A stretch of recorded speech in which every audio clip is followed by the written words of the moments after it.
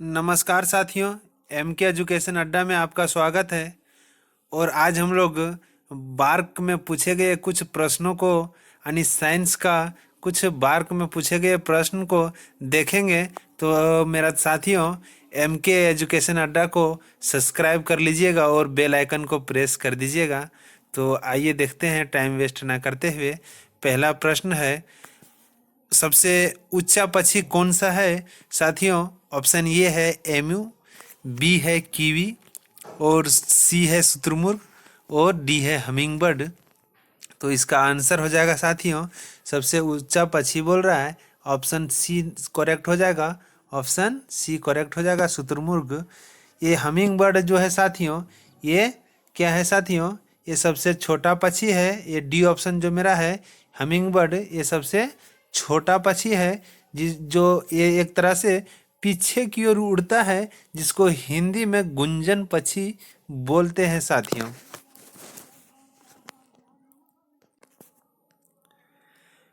Question number 2 कहता है साथियों, जीन की खोज किसने की थी? आइए देखते हैं साथियों। ऑप्शन ये है डब्ल्यू एल जोहानसन, बी है ग्रेगर जॉन मंडल, सी है मैंडलीफ, और डी है हरगोविंद खुराना। तो इसका आंसर हो जाएगा साथियों, ऑप्शन ये करेक्ट हो जाएगा, W L Johansson correct answer हो जाएगा साथियों।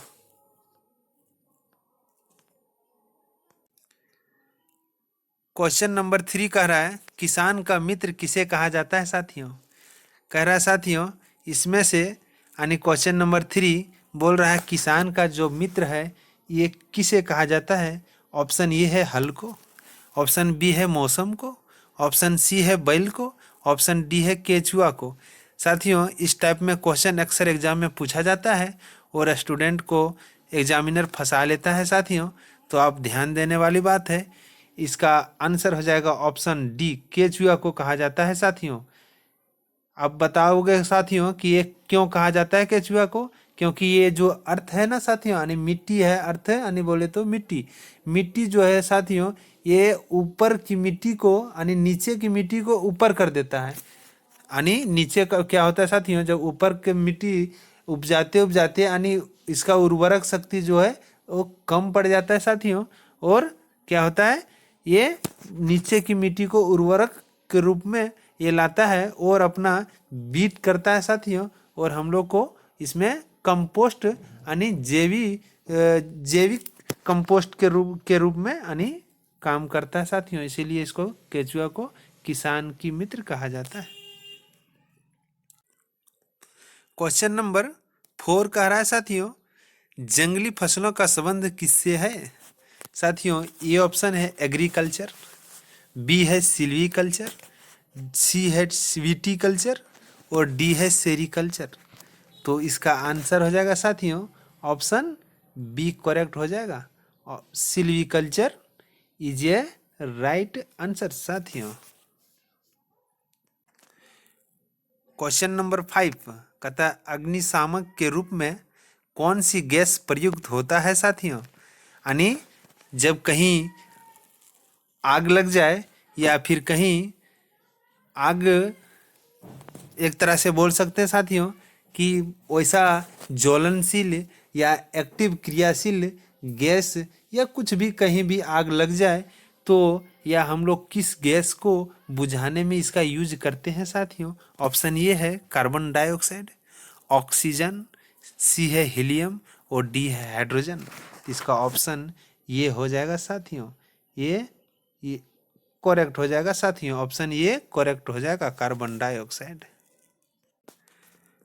क्वेश्चन नंबर 6 कह रहा है साथियों, मानव एक स्तनपायी है जिसमें पसलियों की संख्या कितनी होती है?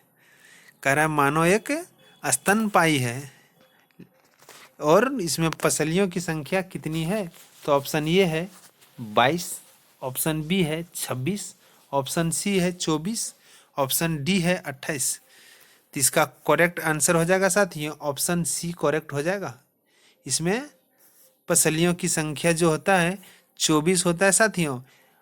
एक साइड 12 होता है साथियों और एक साइड 12 होता है, यानी राइट साइड जो होता है 12 होता है और लेफ्ट साइड 12 होता है, यानी टोटल पसलियों की संख्या 24 यानी 24 सही है साथियों। ऑप्शन सी करेक्ट हो जाएगा।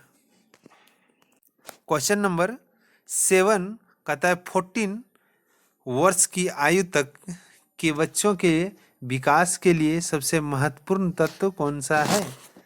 कहता है साथियों कि 14 साल तक बच्चों को यानी शरीर को विकास होने के लिए, शरीर का डेवलपमेंट होने के लिए क्या चीज़ की आवश्यकता पड़ेगा सबसे ज़्यादा साथियों। ऑप्शन ए है वसा की, ऑप्शन बी है प्रोटीन की, ऑप्शन सी है कार्बोहाइड्रेट की और डी है विटामिन ए की।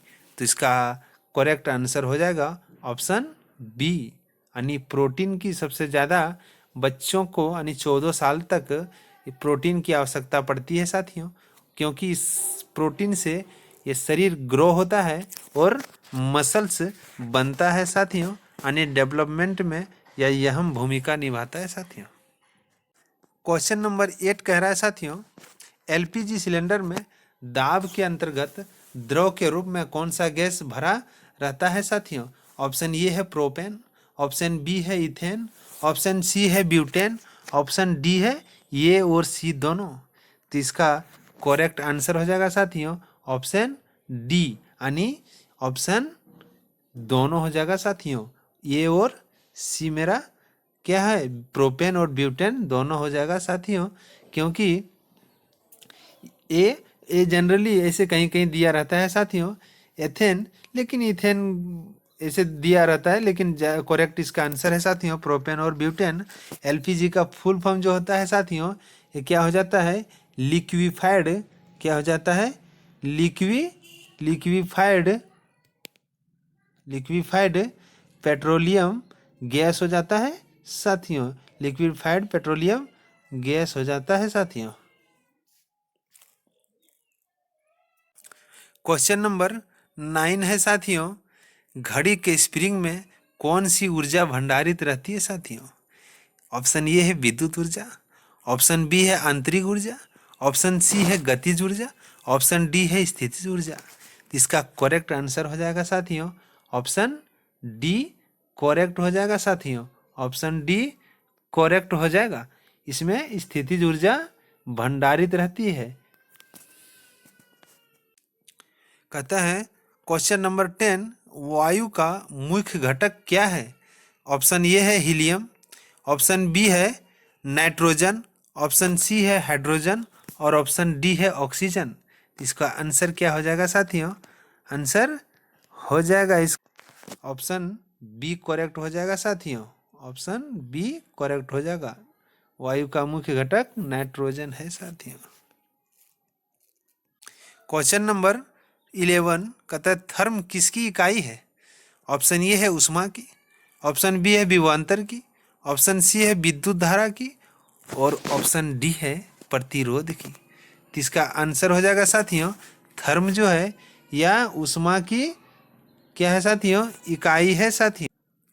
ऑप्शन 12 है, सॉरी दोस्त, यानी क्वेश्चन नंबर 12 सूर्य की किरणें पृथ्वी तक किस विधि द्वारा पहुंचती है। ऑप्शन ए है परिकिरणन, ऑप्शन बी है अपवर्तन द्वारा, ऑप्शन सी है विकिरण द्वारा और ऑप्शन डी है चालन द्वारा। तो इसका करेक्ट आंसर हो जाएगा ऑप्शन सी हो जाएगा साथियों। सूर्य की किरणें पृथ्वी तक यानी हमारे तक पहुंचने के लिए विकिरण का क्या होता है साथियों, आवागमन होता है साथियों। क्वेश्चन नंबर 13 बैटरी में किस एसिड का प्रयोग किया जाता है साथियों। कहता है बैटरी में किस एसिड का प्रयोग किया जाता है। ऑप्शन ए है एसिटिक एसिड, बी है सल्फ्यूरिक एसिड, सी है हाइड्रोक्लोरिक एसिड और डी है फॉर्मिक एसिड। तो बैटरी में प्रयोग किया जाने वाला एसिड जो है साथियों ऑप्शन बी करेक्ट हो जाएगा सल्फ्यूरिक एसिड, जिसका रासायनिक फार्मूला होता है साथियों H2SO4 होता है साथियों। क्वेश्चन नंबर 14 कह रहा है जल से भरा तालाब किसके कारण कम गहरा दिखाई पड़ता है। ऑप्शन ए है प्रकाश का परावर्तन, बी है प्रकाश का अपवर्तन, सी है प्रकाश का परिकिरणन और डी है प्रकाश का पूर्ण आंतरिक परावर्तन। इसका करेक्ट आंसर हो जाएगा साथियों प्रकाश का अपवर्तन। साथियों इसका एक लॉजिक है, कहता है जल से भरा तालाब कम गहरा दिखाई पड़ना, यानी सीधा समझना है साथियों कि हमारे साथ धोखा हो रहा है। अब धोखा क्या है? जो चीज़ होता है यानी जो चीज़ दिखता है वो होता नहीं है। साथियों इसका और एग्जाम्पल है, बाल्टी में अगर हम लोग डाल देते हैं सिक्का तो तली से कुछ ऊपर उठा हुआ दिखाई देना, और उसमें रॉड डाला हुआ रहता है तो रॉड टेढ़ा मेढ़ा दिखाई देना। इसका मुख्य एग्जाम्पल है साथियों, इसका ऑप्शन सही हो जाएगा बी प्रकाश का अपवर्तन हो जाएगा साथियों। क्वेश्चन नंबर 15 अंतरराष्ट्रीय दिनांक रेखा किसे कहते हैं साथियों? कहता है ऑप्शन ए 90 डिग्री देशांतर को, 45 डिग्री देशांतर को, ऑप्शन सी है साथियों 180 डिग्री देशांतर को, और ऑप्शन डी है 0 डिग्री देशांतर को। इसका करेक्ट आंसर हो जाएगा साथियों ऑप्शन डी हो जाएगा 180 डिग्री देशांतर हो जाएगा साथियों। क्वेश्चन नंबर 16 है केल्विन किसका भौतिक राशि है? ऑप्शन ए है दाब का, ऑप्शन बी है ताप का, ऑप्शन सी है दूरी का, और ऑप्शन डी है उष्मा का। तो इसका करेक्ट आंसर हो जाएगा साथियों बी, ऑप्शन बी करेक्ट हो जाएगा साथियों। साथियों इसका लॉजिक है कि हम लोग अगर डिग्री सेल्सियस में अगर कन्वर्ट करना रहता है तो प्लस करते हैं साथियों कितना 273, और हम लोग अगर केल्विन में चेंज करना रहता है साथियों तो माइनस करते हैं 273। यही इसका लॉजिक है साथियों, इसका लॉजिक है साथियों। क्वेश्चन नंबर 17 है उष्मा का एसआई मात्रक होता है? ऑप्शन ए है केल्विन, ऑप्शन बी है ओम, ऑप्शन सी है कैलोरी, ऑप्शन डी है एम्पियर। तो इसका सही आंसर हो जाएगा साथियों ऑप्शन सी, उष्मा का एसआई मात्रक कैलोरी होता है साथियों। Option C is a correct answer. Question number 18 कहता है कूलॉम किस भौतिक राशि की इकाई है? कूलॉम किस भौतिक राशि की इकाई है साथियों? इसका ऑप्शन ए है विद्युत धारा, ऑप्शन बी है विद्युत आवेश, ऑप्शन सी है जड़त्व, ऑप्शन डी है आवृत्ति। इसका करेक्ट आंसर हो जाएगा साथियों विद्युत आवेश, यानी option B is a correct answer. साथियों ये 19 नंबर क्वेश्चन है, आप इसको कमेंट करके अवश्य बताइएगा साथियों क्या कह रहा है क्वेश्चन। कहता है हेनरी भौतिक इकाई है, हेनरी भौतिक इकाई है यानी किसका है साथियों? प्रतिरोध का है, प्रेरकत्व का है, कोणीय वेग का है या आवेग का है? साथियों आप कमेंट करके अवश्य बताइएगा 19 नंबर साथियों। आखिरी क्वेश्चन है साथियों यानी क्वेश्चन नंबर 20। आइए देखते हैं साथियों 20 क्वेश्चन देखने के पहले MK एजुकेशन अड्डा को सब्सक्राइब कर लीजिएगा और बेल आइकन को प्रेस कर दीजिएगा साथियों, ताकि बार्क से रिलेटेड आपको अच्छा से अच्छा यानी क्वेश्चन जो प्रीवियस ईयर में पूछा गया है साथियों वो आप तक पहुंचाने का ये मेरा जिम्मेवारी है साथियों। आप अवश्य बेल आइकन को प्रेस कर लीजिएगा, उस चैनल को सब्सक्राइब कर लीजिएगा साथियों। आइए देखते हैं 20 नंबर क्वेश्चन। कहता है जूल किसकी भौतिक इकाई है? तो जूल किसकी भौतिक इकाई है साथियों? ए है शक्ति को, बी है बल की, और सी है ऊर्जा की, और डी है कार्य की। तो इसका हो जाएगा ऑप्शन डी करेक्ट हो जाएगा साथियों, ऑप्शन डी करेक्ट हो जाएगा कार्य की।